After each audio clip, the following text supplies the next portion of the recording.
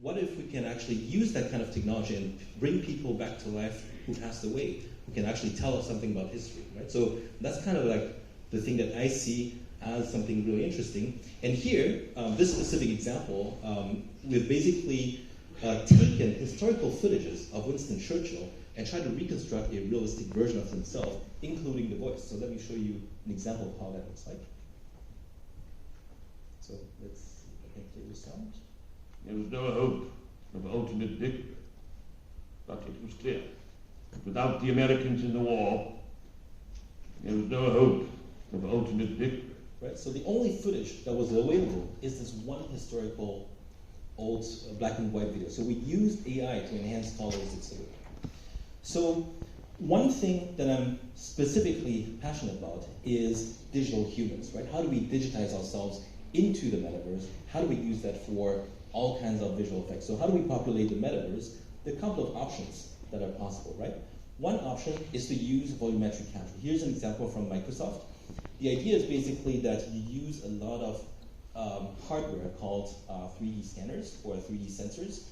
You put them around your room and you have the ability to get a volumetric representation of yourself in the form of point clouds or 3D meshes, where you can basically stream in real time your 3D body from one place to another, right? So the first problem with this is that, well, you do need a setup like this, and it's unrealistic people are going to deploy that. So one of the research we've done is basically use AI to imagine how someone would look like from different viewpoints. This is a work we've done a few years ago, where the only technology we're using here is a single Logitech camera, and in real time can basically reconstruct an entire person in 3D, right? So this is a prototype version. Obviously, the generated video isn't as high resolution, but it shows the potential of what we can do. The only problem is that this isn't actually really suitable for two-way communication. Just think about it. Two people wearing AR headsets need to communicate with each other, but the problem is you won't be able to see their faces if you use that kind of technology. So if you want to enable that, you need a separate digital avatar of yourself. Again, there's another option. So you can use standard game engine technologies. This is from a company called Epic Games. It's a solution called MetaHumans. So it's an authoring tool that allows you to create your favorite digital avatar. But the problem is that it's almost photoreal. It looks very convincing. But the problem is you can't really create your own avatar very easily, right? In order to create something that's photoreal and yourself, I think one of the best solutions is from Facebook, right? So, or the company known as Meta. This is one technology that's called Avatar Codec, where they're basically reconstructing a neural representation of the person. Just think about as if it's like a 3D video, like a deep neural network that encodes how someone looks like, but it can generate something in real time without seeing the entire face, right? So this is something that's very, very powerful. The only problem to that is that you do need a very fancy capture system, so it almost looks like a time machine. You sit in there, it uses hundreds of cameras to capture everything about your face. You need about 2 weeks to process the data in order to build your own avatar. So that's not something you can easily deploy, but their researchers are pretty good, right? So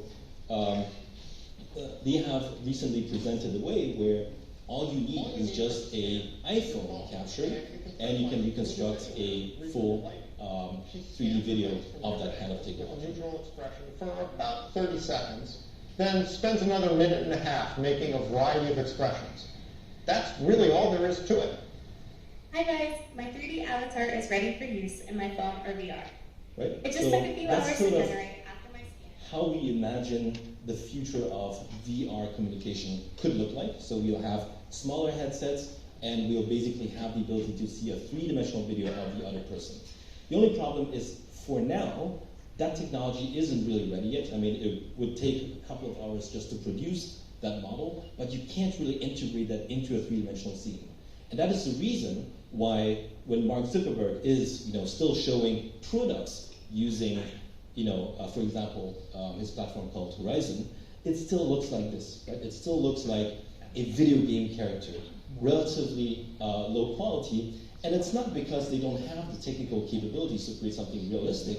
It's simply, if you want to create something that involves a virtual world, you are limited by the low-power device that you're wearing. Right? So the problem is 3D graphics by itself, without the use of artificial intelligence, can't scale automatically, not to mention the content to create, and as a result, avatars still look like video games. So that's one of the problems that we're trying to solve. We're trying to use generative AI for creating avatars. So first of all, what is the right interface for a person to use? Ideally, you just want to use a single photo of yourself, but let's say you want to add a couple of more, just to be a little bit more convincing. What you want to create is a 3D model, a high-quality 3D model that you can incorporate into any video game engine. So you need the graphics representation, and you need generative AI that allows you to basically extract the information from this very, very noisy data, right? So this is the typical pipeline. You need to go from 2D to 3D, right? So what you would do is you would have this kind of encoder-decoder architecture that allows you basically to generate from 2D a 3D model.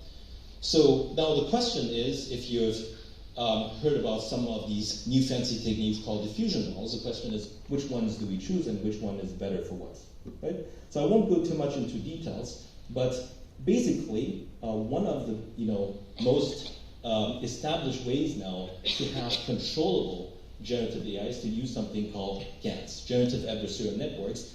And what researchers have shown almost a decade ago is that from random noise you can generate a very realistic face of a person, right? So they have various advancements. One of them is called StyleGAN, and what it does is that it basically has a generator that has a more powerful technique that allows you to better disentangle style in the image using something called adaptive instancing.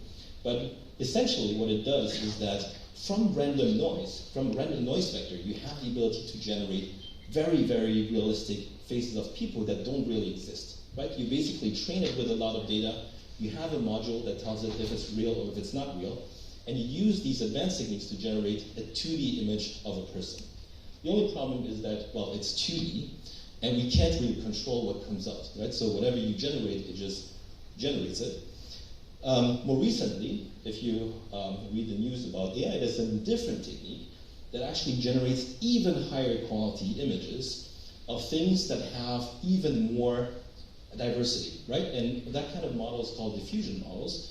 And the idea is here that you take real photos, you add noise gradually, and the idea is basically you have a very difficult problem to solve, which is how do I use AI to generate an image, but instead of like going straight to the generation, you break it down into little problems that are easier to solve. So from an optimization standpoint, this is much easier to generate something that's highly realistic. So the idea is to progressively use multiple deep neural networks that solves these little problems, right? And to that end, you have this method called stable diffusion. So now you know the rough idea behind it. It's basically just the reverse pass of what I've shown you, right? You have an input image, you gradually add noise, and then you train a deep neural network to basically reconstruct another image that takes into account that noise.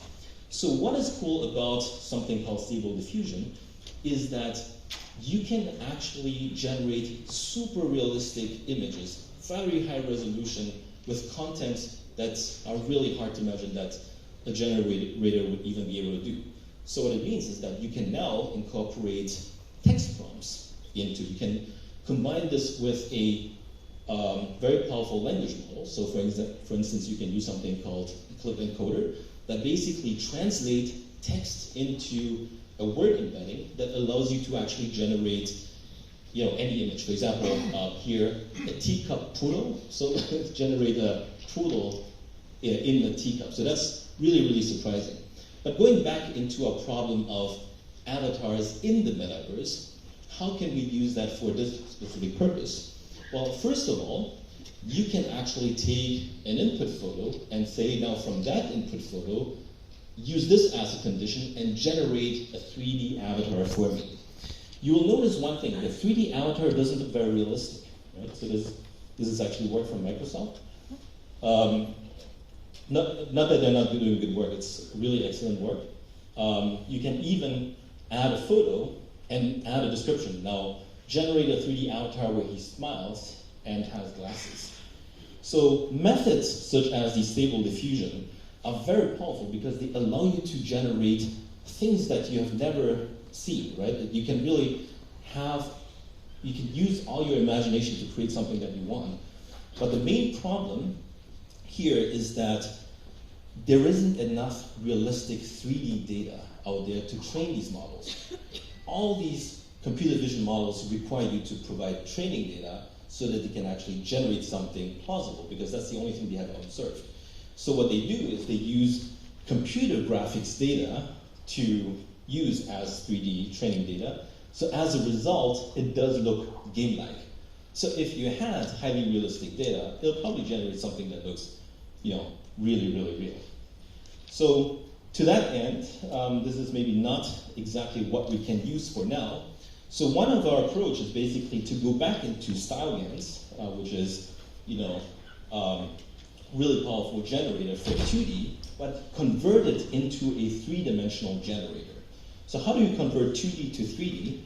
Well, the idea is basically you're still generating a 2D image, but the 2D image has, instead of RGB colors, X, Y, Z coordinates, right? And then we also, in addition to that, add a couple of channels for the UV parameters.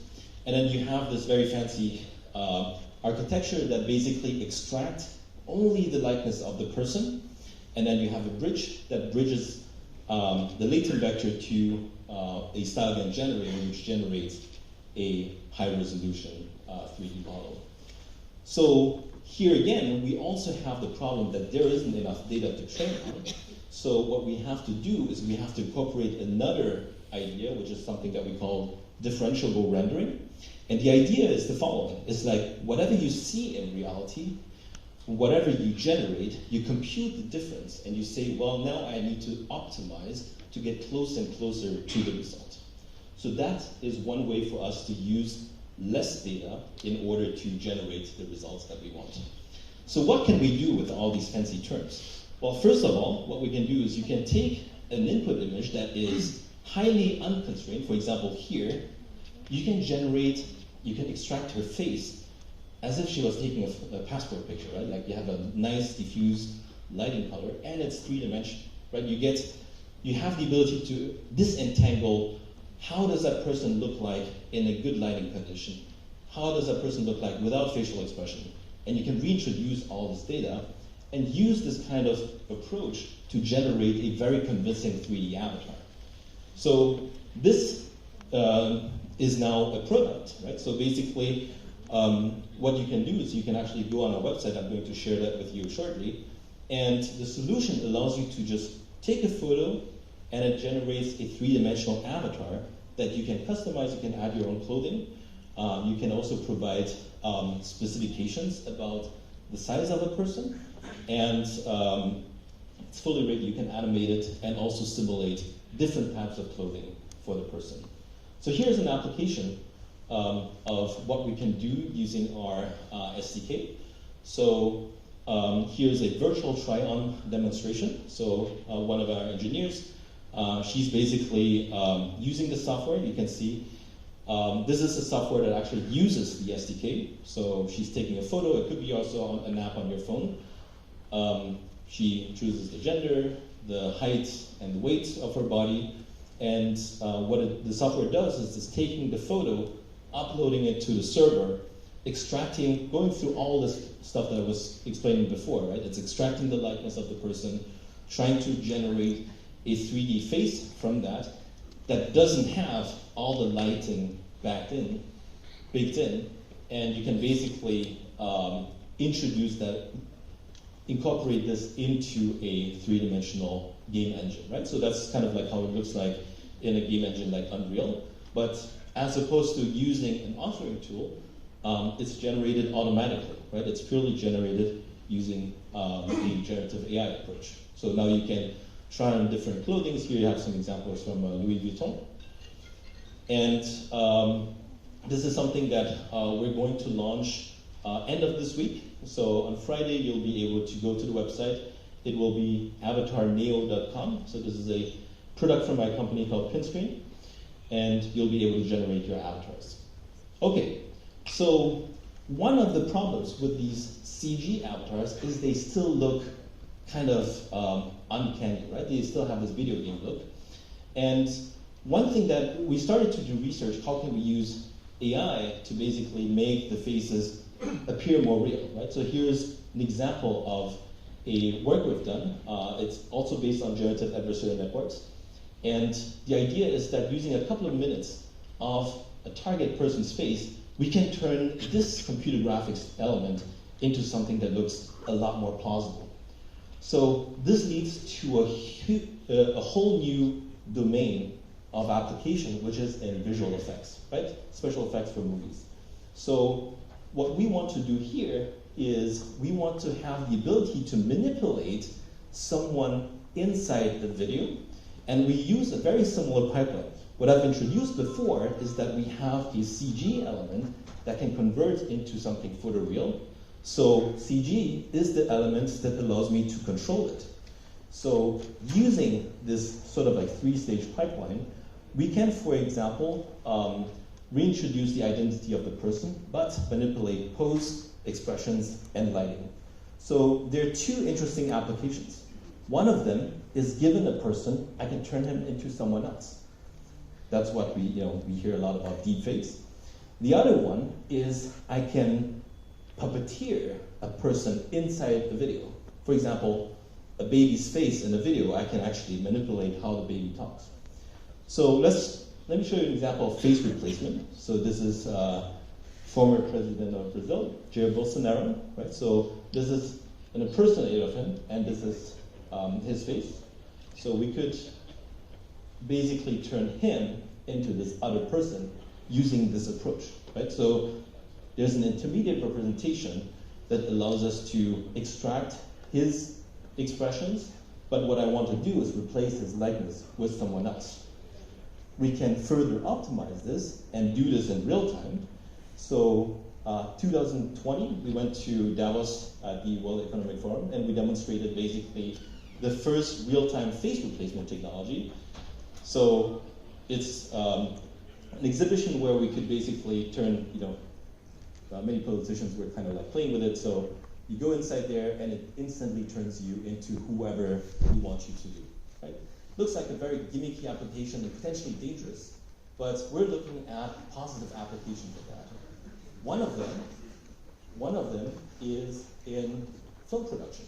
So imagine if you can actually watch movies, foreign movies, in your own language. For example, in the US, this is huge. A lot of foreign language movies are amazing, but the dubbing is usually really poor. And you can watch it in original language, but with the subtitles, you miss half of the movie. You have to read, and you miss half of it. So the idea is, how can we create a more immersive experience using this kind of technology? So last year, we had one breakthrough. So our company basically translated an entire movie from German Polish to English. Let me show you how that looks like. Ich habe gelesen, dass Boxen wie Schachspielen ist. Rudi, ab ins Bett.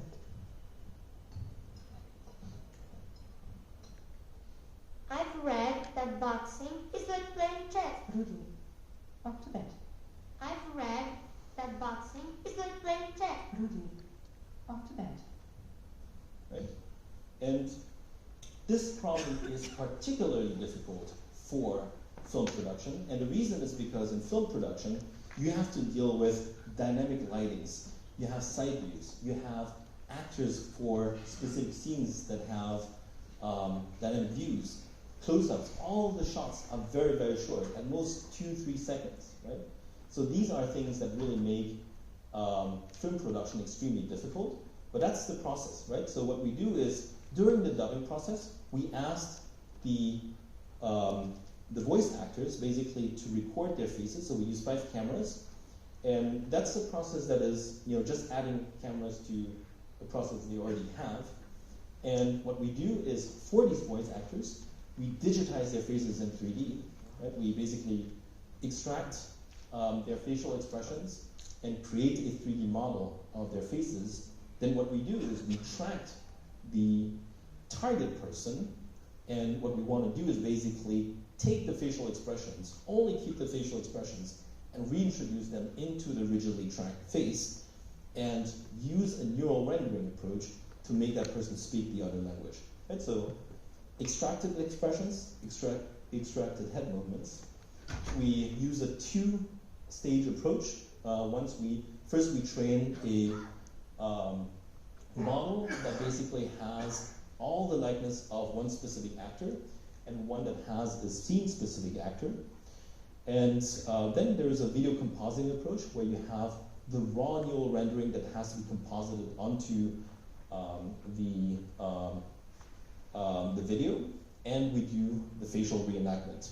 Right? And talking about the video compositing, one of our students at MBZUI also created a new technology that we call XMEM++, which allows you to use very few inputs to actually do very crazy segmentation results, right? So this is something that completely wasn't possible before. Video of Billie Eilish, we want to segment the hair. This is part of the process if you want to composite neural rendered results onto a footage. But this thing, you just need to label 6 single frames, and it can track through this highly complex video. So let me show you now a couple of results of visual dubbing. This is basically the input, and this is the output of the subject. You can do that. Come down. This is a scene where it is on the side. This is Helter. Buiten is the backside. If you have kids, maybe you've watched a show called Slumberland over Christmas that was shown on Netflix. In this scene, we also had a baby, and the baby couldn't talk, obviously. So we use a similar technology where we have an actor, and we're making the baby talk through the video. So in the middle, the baby is the original footage, and on the right, we reintroduce the speech. Right?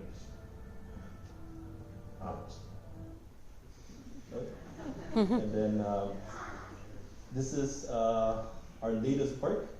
Just got on Netflix, is currently #1. And it's a French show called AKA. It's an action movie, so sorry for the language. But basically, there's this. No, the entire movie we translated from French to English. So we just show you a couple of examples on the lip sync.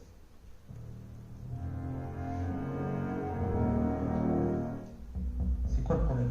Ok, bah je vais te dire c'est quoi le problème. J'avais une dette, une putain de grosse dette, j'ai dû leur lâcher le compte. Y'a pas mort d'homme. Attends, j'en ai rien à foutre de ta dette, moi. Et maintenant, qui c'est qui a la plus grosse? Hein? Je m'en bats les couilles, je ne pas sur les plombs. Bah tu vas pas repartir du tout, alors. What's the problem? Okay, baby, I'll tell you what's the problem. I owe these guys one fucking huge debt. I had to give them the scoop. This example. Your fucking debt is not my problem. Size matters, wouldn't you say, asshole? Huh? Sorry again for the language, but anyway, you get the idea. Okay, so let's summarize this presentation with a couple of takeaway messages on generative AI. So first of all, the metaverse itself is not ready yet, right? So still a lot of research is needed, a lot of technological development. That's why I think it's really important to have a strong research focus in academia and have a good collaboration between academia and industry so that there's good alignment on this. Hollywood, in some way, is somewhat ready for that, right? Something I didn't expect maybe a couple of years ago. The applications, a lot of them are performance-focused, human-focused. For example, manipulating faces, changing languages, motion capture, these kind of technologies. Something that I think generative AI is surprisingly really good at are creative stuff. For example, all these images are using some form of diffusion models or something new, and it's generating based on some descriptions, based on some image examples that you want. It's really good at creative ideas. it's really good for people, even for artists, to use it as a reference for design exploration. That's something that's very surprising. At the same time, we have to be really careful about whatever we see online. We shouldn't believe everything that we're seeing, right? It's very, very easy to generate whatever you want, right? Easy way to see it is that very often people's fingers have like a sixth finger or these kind of things, or the truth are incorrect. These are easy ways to spot them, but what prevents someone from just photoshopping it quickly and fixing the problem? So we have to be really careful about like what we see online, and don't believe everything you read as well, right? So some people, maybe it's true, who knows? I wish it was, but I think the problem is a lot harder, right? So to generate entire movies and write scripts using AI. So I think AI in general is very powerful, but I think we just have to be a little careful and really understand what its capabilities are and what its good and what its bad are, right? So they all have their limitations to some extent. So with that, I would like to conclude my presentation, and I'm happy to take on questions. Thank you. Thank you, Harold, for this really inspiring but also very educational talk. That's great.